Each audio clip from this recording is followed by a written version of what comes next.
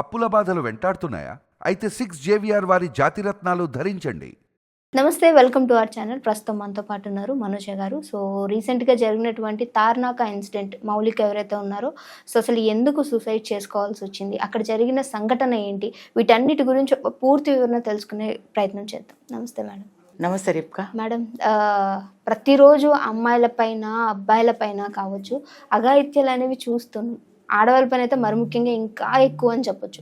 మొన్న రీసెంట్గా జరిగినటువంటి విషయం, ఒక కోచ్, ట్రైన్ చేయాల్సిన కోచ్ విద్యార్థుల్ని అఘాయిత్యం చేశాడా లేకపోతే ఇంకక్కడ ఏం జరిగిందని మనకు తెలియదు, కానీ సో తను కట్ చేస్తే తను సూసైడ్ చేసుకుంది అని చెప్పేసి తెలిసింది. అసలు ఇందులో పూర్తి వివరణ మేడం ప్లీజ్ ఎక్స్ప్లెయిన్ చేయగలరా?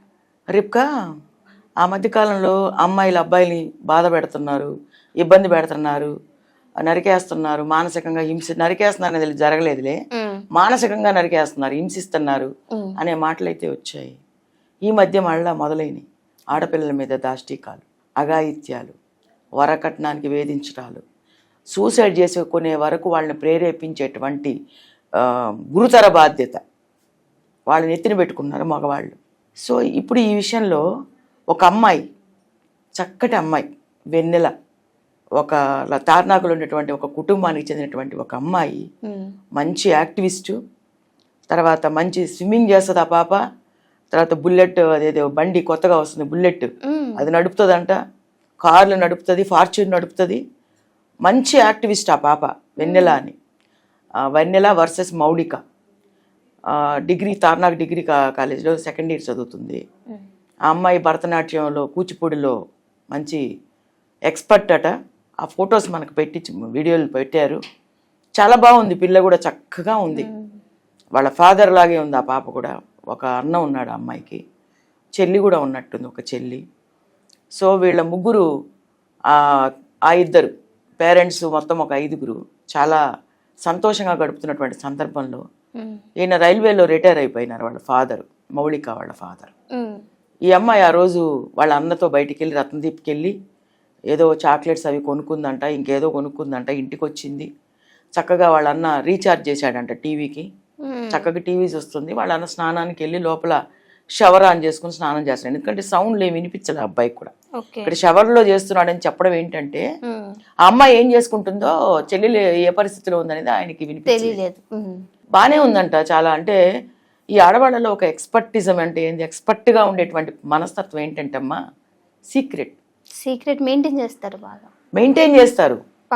తెలియకుండా ఎంతవరకు మెయింటైన్ చేయొచ్చు అంటే, కుటుంబ పరంగా ఏదైనా కలహాలు వచ్చి భార్యాభర్తల మధ్య ఏదైనా విమర్శలు వచ్చినప్పుడు వీళ్ళు మెయింటైన్ చేసుకుని నలుగురికి తెలియకూడదు అనుకోవడం కరెక్టే. కానీ ఒక అబ్బాయి అంటే ఒక టీచరు తనని ఇబ్బంది పెడుతున్నాడని తెలిసినప్పుడు కుటుంబ సభ్యులతో షేర్ చేసుకోవాలి. ఈ ఆడపిల్లలు ఏం చేస్తారంటే, ఫ్రెండ్స్కి ఇచ్చిన ప్రాధాన్యత తల్లిదండ్రులకి ఇవ్వరు, ఇంట్లో ఎవరికి ఇవ్వరు. ఎందుకంటే ఏజ్ గ్యాప్, తల్లి తండ్రి అంటే పెద్దవాళ్ళు కదా, ఏజ్ గ్యాప్ అంటే వీళ్ళకి వాళ్ళకి 25 ఏళ్ళు డిఫరెన్స్ ఉంటుంది, అంతే కదా జన్మనిచ్చిన తల్లిదండ్రులు అంటే. దాంతో ఏమవుతుందంటే ఎంత బాండింగ్ ఉన్నా కూడా రిలేషన్ దగ్గర తేడా వచ్చేస్తుంది. రిలేషన్షిప్ అంటే క్లోజ్నెస్ తక్కువైపోతుంది పేరెంట్స్తో, భయం వల్ల.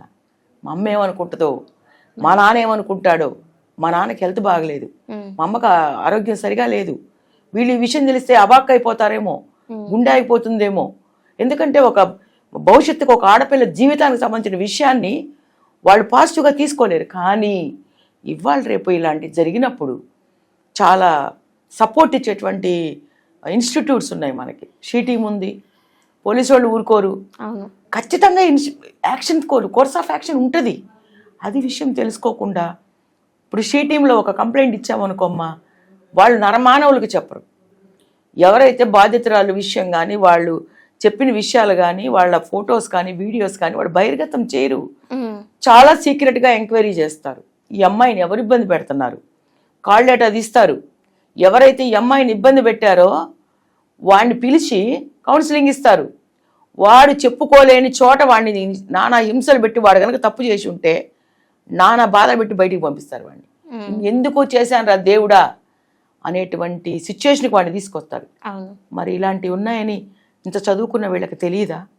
రైల్వేలో అంటే ఈ పిల్ల కూడా తెలుసుకోలేకపోయిందేమో, ఇప్పుడు అంటే ఫ్లైట్ నిజంగానే అంటారా మేడం? అంటే ఇంత చదువుకుంటున్నాము, ఖచ్చితంగా మనకి ఎంతో కొంత జ్ఞానం ఉంది అని అంటారు. డెఫినెట్ సో గా డెఫినెట్ గా మనం షీటింగ్ అనేది ఇప్పుడు కాదు, చాలా ఎప్పటి నుంచో ఉంది. చాలా ఎప్పటి నుంచో ఉంది. 10-15 సో సంవత్సరాల నుంచి ఉంది. చెప్పలేకపోవచ్చా, ఏమో చెప్పుకోలేకపోయింది అనొచ్చా, లేదంటే తిన్నది కూడా అక్కడ ఏమైనా మిస్టేక్ ఉండొచ్చు అంటారా? నేనేం చెప్తున్నానంటే మా ఆడపిల్లలకి మీరు మీకోసం బతకండి, నలుగురు కోసం బతకండి.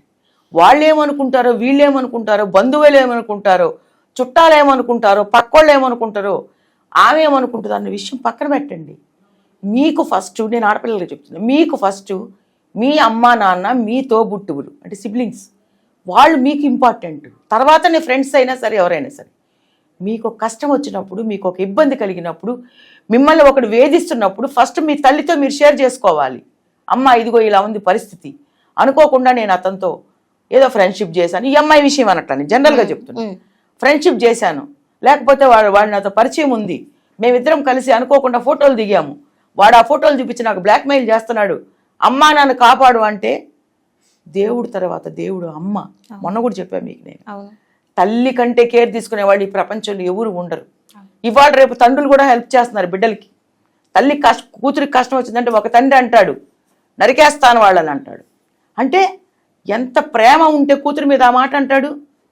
నా కూతుర్ని ఎవరైనా ఇబ్బంది పెడితే, ఆ తండ్రి అన్న మాట నేను నా చెవులతో విన్నా, నా కూతుర్ని ఎవడైనా ఇబ్బంది పెడితే వాడిని నేను వేసేస్తా, లేకపోతే వాడిని 4 పీకేస్తా, వాళ్ళ పేరెంట్స్ ఎవరైనా సరే నేను ఎదుర్కొంటా, జైలుకైనా పోతా అన్నాడు ఒక తండ్రి.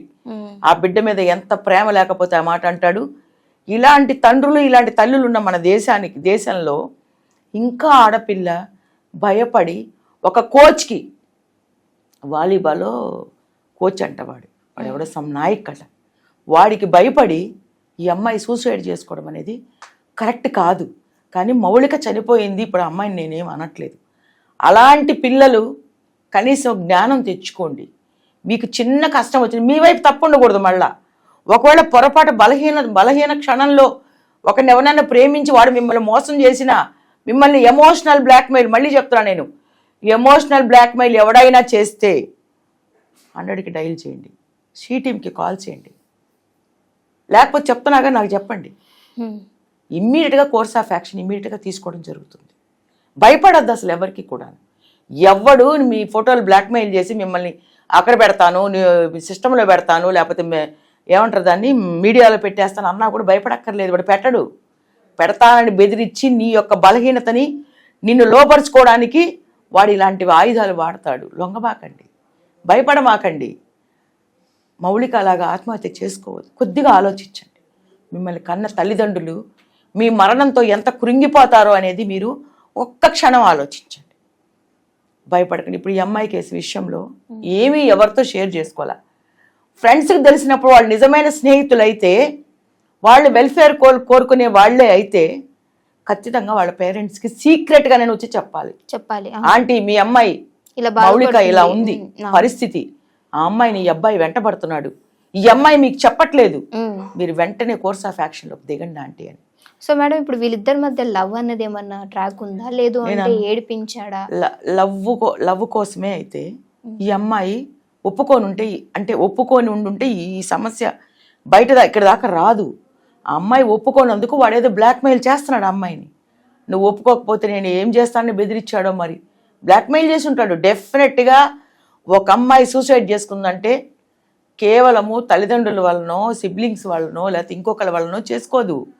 ఇలా బ్లాక్మెయిల్ చేసేటువంటి ఎమోషనల్ బ్లాక్మెయిల్ చేసే కుక్కలు అంటాను నేను వాళ్ళని, పిచ్చి కుక్కలు, చేతగాని కుక్కలు అంటాను.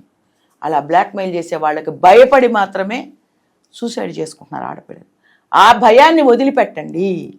మీకోసం, మిమ్మల్ని ప్రేమించే తల్లిదండ్రుల కోసం ఆలోచించండి. మౌలిక సూసైడ్ చేసుకుంది, ఈరోజు తల్లిదండ్రులు రోధిస్తున్నారు ఆ బిడ్డ కోసం.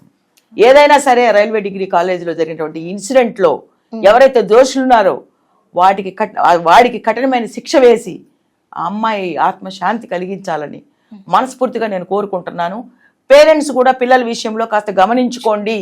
ఎన్నోసార్లు చెప్పాను నేను చెప్పేంత దానికి కాదు, కానీ కొన్ని విషయాలు నేను లైవ్లో చూసి బాధితులకి నేను హెల్ప్ చేశాను కాబట్టి చెప్తున్నాను. మీ బిడ్డల్ని అబ్బాయిలైనా అమ్మాయిలైనా మీరు కడుపులో పెట్టుకొని కాపాడుకోండి. రోజులు బాగలేవు, ఇంతకంటే భయంకరమైన సంఘటనలు జరగబోతున్నాయి. అవును. నేను జ్యోతిష్యం చెప్పడం లేదు, ప్రస్తుతం సమాజం ఎలా ఉందనేది నేను స్టడీ చేసి చెప్తున్నా. మీకు మంచి రోజులు రావాలి అంటే మీరు మీ కాళ్ళ మీద మీరు నిలబడండి, ధైర్యంగా ముందుకెళ్ళండి. పేరెంట్స్ మీ పిల్లలతో మంచి ఇంటిమెసీని, మంచి ఫ్రెండ్లీ నేచర్ని డెవలప్ చేసుకోండి. వాళ్ళ స్కూల్లో ఏం జరుగుతుందో, కాలేజీలో ఏం జరుగుతుందో, కాలేజీ వాళ్ళు కూడా తెలిసినప్పుడు వెంటనే పేరెంట్స్ని పిలిచి మాట్లాడి మీ అమ్మాయి పరిస్థితి ఇలా ఉందని చెప్పడం శీఘ్రతరం చేసుకోండి. ఇది నా request. Okay, thank you madam.